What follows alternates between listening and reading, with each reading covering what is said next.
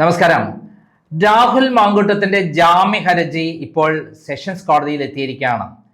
Thiruvalla magistrate കോടതിയുടെ നിയമവിരുദ്ധമായ ഉത്തരവിനെ ചോദ്യം ചെയ്തുകൊണ്ടും അതിനെതിരെയുമാണ് ഇപ്പോൾ രാഹുൽ മാങ്കൂട്ടം അഡ്വക്കേറ്റ് ശാസ്തമംഗലം അജിത് കുമാർ എന്ന പ്രശസ്തനായ അഭിഭാഷകൻ മുഖേന, സീനിയർ അഭിഭാഷകൻ മുഖേന, ശേഖർ സി തമ്പി ആൻഡ് അഭിലാഷ് ചന്ദ്രൻ എന്നിവർ മുഖാന്തരവും കേസ് ഫയൽ ചെയ്തിരിക്കുന്നത്.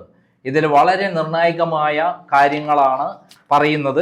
ഞാൻ ഇന്നലെ പറഞ്ഞിരുന്നു, 2 ദിവസമായി നമ്മൾ ആ വിധി വന്ന ശേഷം പറഞ്ഞിരുന്നു, ഈ തിരുവല്ല കോടതിയുടെ മജിസ്ട്രേറ്റ് കോടതിയുടെ ഉത്തരവ് നിയമവിരുദ്ധമായി നിൽക്കുന്നതല്ല.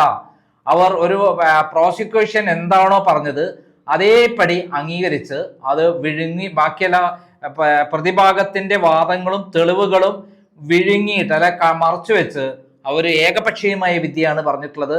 തീർച്ചയായും സുപ്രീം കോടതി വിധി ലംഘിച്ചുകൊണ്ട് അത്തരം വിധികൾ കോട്ട് ചെയ്യാതെ ലേറ്റസ്റ്റ് ആയ 2026 ജനുവരി 8 ജസ്റ്റിസ് നാഗരത്നയുടെ സുപ്രസിദ്ധമായ വിധി പോലും ലംഘിച്ചുകൊണ്ട് ഒരു മജിസ്ട്രേറ്റ് കാണിക്കാൻ പാടില്ലാത്ത കാര്യങ്ങൾ പറഞ്ഞുകൊണ്ട് നിരീക്ഷണങ്ങൾ നടത്തിക്കൊണ്ട് ഇതിൻ്റെ അകത്ത് വിധി പറഞ്ഞിരിക്കുന്നത്. അതിനെതിരെയാണ് ഇപ്പോൾ അപ്പീൽ കൊടുത്തിരിക്കുന്നത്. അതിൽ വളരെ പ്രധാനപ്പെട്ട ചില ഡോക്യുമെന്റ്സ് എത്തിയിട്ടുണ്ട്.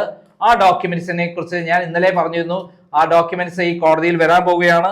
അതിലെ വളരെ സുപ്രധാനമായ ഡോക്യുമെന്റ് എന്ന് പറയുന്നത് 5ാമത്തെ document, WhatsApp audio clip of victim send to the petitioner stating that the alleged incident on 8/4/2024 was consensual and occurred on her interest.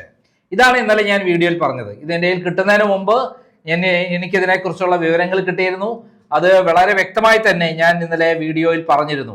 അതായത് ഈ അതിജീവിത, കാനഡയിൽ താമസിക്കുന്ന തിരുവല്ലക്കാരിയായ അതിജീവിത, ഒരു ക്രിസ്ത്യൻ കുടുംബത്തിൽ ജനിച്ച അതിജീവിത, ഒരു ഡോക്ടറെ കല്യാണം കഴിച്ച അതിജീവിത, ഭർത്താവ് ഉള്ളപ്പോൾ തന്നെ രാഹുൽ മാങ്കൂട്ടത്തിനോട് പ്രണയത്തിൽ ഏർപ്പെടുകയും രാഹുൽ മാങ്കൂട്ടത്തിനെ ഏതു വിധേനയും വല്ലാതെ ആരാധന ഉണ്ടാവുകയും അതിന്റെ അടിസ്ഥാനത്തിൽ അവർക്ക് ഈ പറയുന്ന രാഹുൽ മാങ്കൂട്ടുമായി ശാരീരിക ബന്ധം പുലർത്തണം, കിടപ്പറ പങ്കിടണം എന്ന ആഗ്രഹത്തോടെ സമീപിക്കുകയും അതുവഴി അവർ തിരുവല്ലയിൽ എത്തുകയും തിരുവല്ലയിൽ എത്തി അവിടെ ഹോട്ടലിൽ റൂം എടുത്തു എന്നുള്ളത് അംഗീകരിക്കുകയാണ് രാഹുൽ മാങ്കൂട്ടം. പിന്നീട് എന്താ ചെയ്യുന്നത്? രാഹുൽ മാങ്കൂട്ടം ശരിക്കും പറയണം അവിടെ വെച്ച് ഒന്നും ഉണ്ടായിട്ടില്ല എന്ന് പോലീസിനോട് പറയുന്നെങ്കിലും ഇതിൽ അവർ പറഞ്ഞിരിക്കുന്നത് എന്താണ്?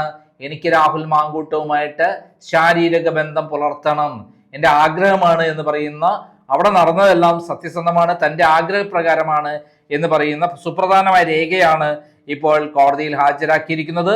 അതായത് സെഷൻസ് കോടതിയിൽ പ്രതിഭാഗം ഹാജരാക്കിയ ഡോക്യുമെന്റിൽ 5ാം നമ്പറായി ഹാജരാക്കിയ ഈ ഡോക്യുമെന്റ്, ഒറ്റ ഡോക്യുമെന്റ് മതി ഈ ബലാത്സംഗ കേസ് എടുത്തു വലിച്ചെറിയാൻ. അത് ബലാത്സംഗമാണോ അല്ലയോ എന്ന് പ്രഥമദൃഷ്ട്യാ തന്നെ തെളിയിക്കാനുള്ള ഒരു രേഖയാണ് ഈ പറയുന്ന ഫോൺ സംഭാഷണം. ആരുടേതാണ്? അതിജീവിത തന്നെ രാഹുൽ മാങ്കൂട്ടത്തിനോട് കമ്മിറ്റ് ചെയ്ത്, ഈ രാഹുൽ മാങ്കൂട്ടത്തിനോട് പ്രണയമാണ്, രാഹുൽ മാങ്കൂട്ടനുമായി എനിക്ക് ജീവിക്കണം, രാഹുൽ മാങ്കൂട്ടന്റെ കുഞ്ഞ് വേണം തുടങ്ങിയുള്ള കാര്യങ്ങൾ എല്ലാം വ്യക്തമാക്കുന്ന കൃത്യമായുള്ള തെളിവാണ് രാഹുൽ മാങ്കൂട്ടൻ ഇപ്പോൾ കോടതിയിൽ ഹാജരാക്കിയിരിക്കുന്നത്. ഇതിന്റെ അർത്ഥം വാദി പ്രതിയാകും. പ്രതിയായ ഈ പറയുന്ന അതിജീവിതയ്ക്കെതിരെ രാഹുൽ മാങ്കൂട്ടം ഒരു 10-20 കോടി രൂപയ്ക്ക് കേസ് ഫയൽ ചെയ്ത് കഴിഞ്ഞാൽ തീർച്ചയായും അതിജീവിത കുടുങ്ങും. കാരണം സ്വന്തം ഭർത്താവായ ഡോക്ടറെ വഞ്ചിച്ചുകൊണ്ടാണ് ഈ പറയുന്ന അതിജീവിത ഈ രാഹുൽ മാങ്കൂട്ടത്തിനെതിരെ ഈ ഇത്തരത്തിലുള്ള കള്ളക്കേസ് പിണറായി വിജയന്റെ താല്പര്യപ്രകാരം കൊടുത്തതിന്റെ ഏറ്റവും വലിയ തെളിവാണ് ഇപ്പോൾ കോടതിയിൽ എത്തിയിരിക്കുന്നത്. അതേപോലെ തന്നെയുള്ളതാണ് screenshots of WhatsApp messages between Feni Ninan and de facto complaint. അത് നമ്മൾ പ്രസിദ്ധീകരിച്ചതാണ്. അതിൽ ഏറ്റവും പ്രധാനപ്പെട്ട കാര്യം 2025 ഒക്ടോബർ മാസത്തിൽ ഈ പറയുന്ന അതിജീവിത ഫെനീൻ വൈനാനോട് രാഹുൽ മാങ്കൂട്ടം എൻ്റെ ഫോൺ എടുക്കുന്നില്ലേ, എങ്ങനെയെങ്കിലും ഒന്ന് പറഞ്ഞ് ശരിയാക്കി തരണം, എനിക്കൊന്ന് നേരിട്ട് കാണാൻ അവസരം തരണം, എനിക്ക് രാത്രി ഒരു 4 മണിക്കൂർ അദ്ദേഹത്തിൻ്റെ കൂടെ ഒറ്റയ്ക്ക് കഴിയണം എന്നാണ് പറയുന്നത്. റിമാൻഡ് അവർ കൊടുത്ത പരാതിയിൽ എന്താ പറയുന്നത്? രാഹുൽ മാങ്കൂട്ടം തിരുവല്ല ഹോട്ടലിൽ ചെന്ന് 2024 ഏപ്രിൽ 8 ചെന്നപ്പോൾ, ഉച്ചയ്ക്ക് ചെന്നപ്പോൾ അവര് റൂം എടുത്തു. അതിനുശേഷം 15 മിനിറ്റ് കഴിഞ്ഞ് അവർ റൂമിലേക്ക് വരുന്നു. റൂമിൽ വന്ന് അവർ കയറി പിടിക്കുന്നു, ഭീകരമായി ബലാത്സംഗം ചെയ്യുന്നു എന്നാണ് പറഞ്ഞത്. എന്നിട്ടും 1 കൊല്ലവും 7 മാസമായിട്ട് അവർക്ക് പരാതി ഉണ്ടായില്ല. ഇപ്പോൾ പിണറായി വിജയനൊക്കെ പറഞ്ഞ് ശരിയാക്കിയപ്പോഴാണ് പരാതി തന്നെ പിണറായി വിജയൻ തയ്യാറാക്കി കൊടുത്തപ്പോഴാണ് ഈ കേസിൽ അവർ പരാതി കൊടുക്കാൻ തയ്യാറായത്.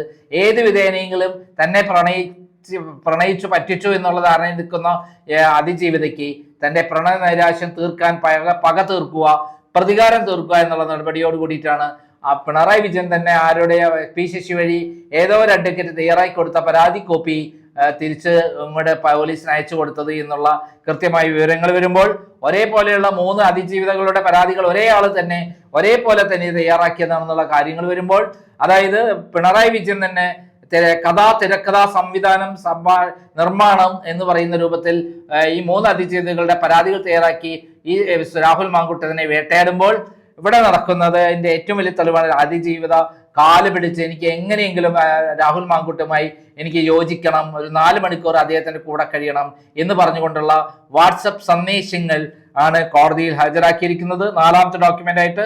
അതിൽ വളരെ വ്യക്തമാണ് ഈ അതിജീവിത ബലാത്സംഗത്തിനിരയായി കഴിഞ്ഞാൽ പിന്നെ എങ്ങനെയാണ് രാഹുൽ മാങ്കുട്ടനെ പിന്നെ ബന്ധപ്പെടുന്നത്. ബലാത്സംഗ കേസുകൾ പ്രത്യേകം മനസ്സിലാക്കുക, സുപ്രീം കോടതി പറഞ്ഞിട്ടുള്ളത് കേസ് കൊടുക്കണം, വിചാരണ നടത്തണം. എന്നാൽ അപ്പോൾ തന്നെ ഈ ബലാത്സംഗം നടന്നതിന്റെ അപ്പോൾ തന്നെ മെഡിക്കൽ ടെസ്റ്റ് നടത്തണം എന്നാണ്. ഇതൊന്നും ഇവിടെ ബാധകമല്ല എന്നുള്ളതാണ് ഏറ്റവും പ്രധാനം. പിന്നെ ഏറ്റവും പ്രധാനപ്പെട്ട ഒരു കാര്യം, the screenshots of WhatsApp messages between the petitioner and the de facto complaint അത് ഇപ്പോൾ ഹാജരാക്കുന്നു. ഈ ഡിഫാക്ടോ കംപ്ലൈന്റ് പോലീസൊക്കെ ഡിഫാക്ടോ കംപ്ലൈന്റിന്, അതായത് അതിജീവിതയ്ക്ക് അനുകൂലമായിട്ടുള്ള രാഹുൽ മാങ്കൂട്ടവുമായിട്ടുള്ള രേഖകളാണ്, വാട്സപ്പ് സന്ദേശങ്ങളാണ് പുറത്തുവിട്ടതെങ്കിൽ അവരോട് പ്രണയം അഭ്യർത്ഥിക്കുന്നതും കല്യാണം കഴിക്കണമെന്നും ആവശ്യപ്പെടുന്നതും രാഹുൽ മാങ്കൂട്ടമായി സെക്ഷലി ബന്ധപ്പെടണം എന്റെ ആഗ്രഹമാണെന്ന് പറയുന്ന വാട്സപ്പ് സന്ദേശങ്ങൾ അടക്കമുള്ള കാര്യങ്ങളാണ് 3ാമത്തെ ഡോക്യുമെന്റ് ആയിട്ട് ഹാജരാക്കിയിട്ടുള്ളത്. ഈ 3 ഡോക്യുമെന്റുകൾ കൃത്യം പറഞ്ഞാൽ എന്താണ് ഉണ്ടാക്കാൻ പോകുന്നത്? വലിയ ഭൂകമ്പമാണ് ഉണ്ടാക്കാൻ പോകുന്നത്. കാരണം വാദി പ്രതിയാകുന്ന ഇത് ബലാത്സംഗമേ അല്ല എന്ന് തെളിയിക്കുന്ന കൃത്യമായിട്ട് ഈ അതിജീവിതയുടെ താല്പര്യ പ്രകാരമാണ് ഇത്തരം കാര്യങ്ങളിൽ ഏർപ്പെട്ടത് എന്ന് തെളിയിക്കുന്ന രേഖകളാണ് ഞാൻ ഇതിൽ കോടതിയിൽ ഹാജരാക്കിയിരിക്കുന്നത്. അതായത് ഈ കേസിൽ നിർണായകമായ തെളിവുകളാണ് വന്നിരിക്കുന്നത്. സുപ്രീം കോടതിയുടെ വിധി തന്നെയുണ്ട്, ജസ്റ്റിസ് നാഗരത്നയുടെ. അതിൽ കൃത്യമായി പറയുന്ന കാര്യം, ഏറ്റവും പുതിയ വിധിയിൽ പറയുന്നത് ഇത്തരത്തിലുള്ള വിവാഹ വാഗ്ദാനം ചെയ്തിട്ടുള്ള പരസ്പര സമ്മതത്തോടു കൂടിയുള്ള ഇത്തരം ബന്ധങ്ങൾ, ലൈംഗിക ബന്ധങ്ങൾ ബലാത്സംഗമല്ല.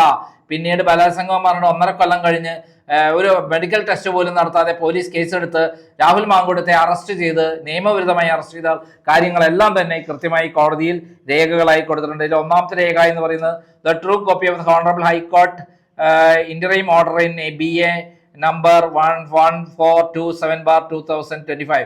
അതായത് 1ാമത്തെ കേസിൽ ഇതേപോലെ ഗർഭിണിയാക്കാം, എന്നിട്ട് കുട്ടിയെ ഗർഭചിത്രം നടത്തിയെന്ന് പറഞ്ഞിട്ട് തിരുവനന്തപുരം നേമം പോലീസ് കേസ് എടുത്ത ഒരു കേസിൽ ഉള്ള അതിൽ BA നമ്പർ 144/27 നമ്പറിൽ അദ്ദേഹത്തിന് മുൻകൂർ ജാമ്യം അനുവദിച്ചു, ഇന്ററിം ഓർഡർ, അദ്ദേഹത്തിന് അറസ്റ്റ് തടഞ്ഞുകൊണ്ടുള്ള ഉത്തരവിന്റെ കോപ്പി.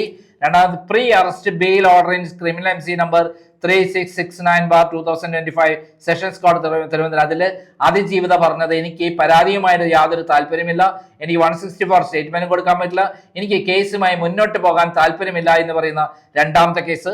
3ാമത്തെ എന്ന് പറഞ്ഞാൽ സ്ക്രീൻഷോട്ട്സ് ആണ് ഇവർ തമ്മിലുള്ളത്. 4ാമത്തെ എന്ന് പറയുന്നത് ഫെനി നൈനാനും ഇവർ തമ്മിലുള്ള വാട്സപ്പ് സന്ദേശങ്ങൾ. 5ാമത്തെ എന്ന് പറയുന്നത് ഈ ഓഡിയോ ക്ലിപ്പാണ്. അതായത് ഈ പറയുന്ന അതിജീവിത തന്നെ ഞാൻ രാഹുൽ മാങ്കൂട്ടമായിട്ട് തിരുവല്ല ഹോട്ടലിൽ വെച്ച് നടന്നത് പരസ്പര അറിവോടും സമ്മതത്തോടും കൂടി നടന്നിട്ടുള്ള ബന്ധമാണ്, ശാരീരിക ബന്ധമാണെന്ന് പറയുന്ന അതാണ് 5ാമത്തത്. 6ാമത്തത് true copy of the remand report, അതായത് ഈ രാഹുൽ മാങ്കൂട്ടത്തിനെ റിമാൻഡ് ചെയ്തുകൊണ്ടുള്ള റിപ്പോർട്ട് അത് കംപ്ലീറ്റ് ഇല്ലീഗൽ ആണ് എന്ന് കാണിക്കുന്ന രേഖയാണ്. 7ാമത്തെ notice issued to the petitioner under section 47 and 35(1)B second of BNSS. ആ BNSS പ്രകാരമുള്ള കൊടുത്തത് ഇല്ലീഗൽ ആയിട്ടാണ് കൊടുത്തത്, നിയമപ്രകാരമല്ല കൊടുത്തത്. അതിന്റെ ഗ്രൗണ്ട് ചേർത്തിയിട്ടില്ല, അതിനുള്ള വേറെ കാര്യങ്ങൾ ചേർത്തിയിട്ടില്ല, പകരം അഡ്വക്കേറ്റിനെ വിളിക്കാനുള്ള അനുമതി തന്നിട്ടില്ല, തുടങ്ങിയ ഒത്തിരി കാര്യങ്ങൾ വയലേഷൻ നടത്തിയിട്ടുണ്ട്. അത്തരം കാര്യങ്ങളാണ് 7ാമത്തെ ഡോക്യുമെന്റ് ആയിട്ട് കൊടുത്തിരിക്കുന്നത്. 8ാമത്തെ ഡോക്യുമെന്റ് എന്ന് പറയുന്നത് bail order in BA number 3/2026 dated 17/1/2026 issued by JMC court Thiruvalla കോടതിയിലെ JMC കോടതിയിലെ രേഖയാണ് 3/2026 നമ്പറിൽ കൊടുത്തിരിക്കുന്നത്, ബെയിൽ നമ്പർ കൊടുത്തിരിക്കുന്നത്. അതിന്റെ 8ാമത്തെ ഡോക്യുമെന്റ് ആയി കൊടുത്തിരിക്കുന്നത്. അതായത് ആ ബെയിലിനെതിരെയാണ് കേസ് കൊടുത്തിരിക്കുന്നത്. എന്തായാലും ഈ കേസിൽ വഴിത്തിരിവുണ്ടാക്കുന്ന 3 പ്രധാനപ്പെട്ട ഡോക്യുമെന്റ് ആണ് ഇതിനകത്ത് പ്രധാനമായിട്ടും ഹാജരാക്കിയിരിക്കുന്നത്.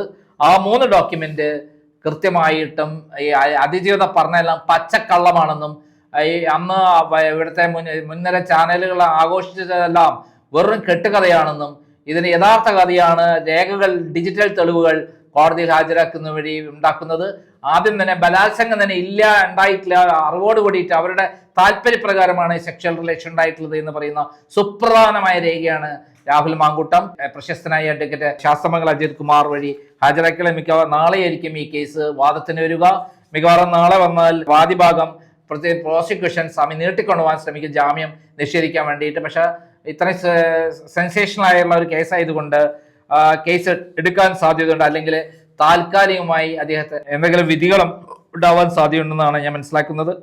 എന്തായാലും ഇതൊരു കള്ളക്കേസാണെന്ന് കൃത്യമാണ്. പക്ഷെ ധാർമ്മികമായിട്ട് രാഹുൽ മാങ്കൂട്ടത്തിന്റെ കൂടെയല്ല ക്രൈം.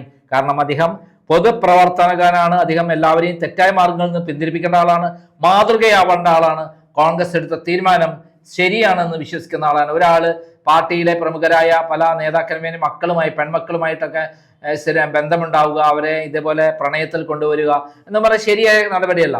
അതിനെതിരെയാണ് ശരിക്കും കോൺഗ്രസ് നടപടിയെടുത്തത്. നിയമവിരുദ്ധമായിട്ട് ഇദ്ദേഹം എന്തെങ്കിലും ചെയ്തു എന്നുള്ള തോന്നൽ അവർക്ക് ഉണ്ടായിട്ടില്ല. പക്ഷേ പല നേതാക്കന്മാരും പെൺമക്കളുമായിട്ട് രാഹുൽ മാങ്കൂട്ടത്തിനുണ്ടായ പ്രണയബന്ധം അത് എല്ലാവരുമായിട്ട് അതുണ്ടാവുന്നത് ശരിയായ നടപടിയല്ല എന്നുള്ള അഭിപ്രായക്കാരനാണ് ഞാൻ. അത് കോൺഗ്രസ് എടുത്ത നടപടിയോട് ഞങ്ങൾ പിന്തുണ പ്രഖ്യാപിക്കുകയാണ്. അതേ സമയത്ത് അതിൽ വി.ഡി. സതീശൻ എടുത്ത അതിശക്തമായ ഒരു നിലപാടുണ്ട്. പെൺകുട്ടികളോട് ഇങ്ങനെ പറഞ്ഞു പറ്റിക്കുന്നത് ശരിയല്ല എന്നുള്ളത് അദ്ദേഹത്തിന് പറയാമായിരുന്നു. ഞാൻ വേറെ ഇനി ഒരു പെൺകുട്ടിയുമായിട്ട് ധാരണയായിട്ട് നിങ്ങൾ എന്നെ ബന്ധപ്പെടണം എന്ന് പറയാമായിരുന്നു ഈ പെൺകുട്ടിയോട്. പക്ഷെ അതെല്ലാം ഉണ്ടായിട്ടില്ല. പക്ഷെ രാഹുൽ മാങ്കൂട്ടൻ പറയുന്നത് താൻ ഈ പെൺകുട്ടിയുമായി ബന്ധപ്പെടുമ്പോൾ ആ പെൺകുട്ടി എന്നോട് കല്യാണം കഴിക്കാന്ന് പറഞ്ഞ എല്ലാം കാര്യങ്ങൾ പോകുമ്പോൾ ആ പെൺകുട്ടി ഭർത്താവിനെ കൊല്ലണമെന്ന് പറഞ്ഞു എന്ന് പറയുന്ന ഒരു കാര്യമുണ്ട്. ആ കൊല്ലണമെന്ന് ആ അതിജീവിത പറഞ്ഞു എന്ന് പറയുന്ന ഒരു ഘട്ടത്തിലാണ് രാഹുൽ മാങ്കൂട്ടം ഈ ബന്ധത്തിൽ നിന്ന് പിന്മാറുന്നത്. പിന്നീട് യാതൊരു കാരണവശാലും രാഹുൽ മാങ്കൂട്ടം ഈ പെൺകുട്ടിയെ പ്രോത്സാഹിപ്പിച്ചില്ല എന്നുള്ള വിവരങ്ങൾ കൂടി പുറത്തു വരികയാണ്. നന്ദി, നമസ്കാരം.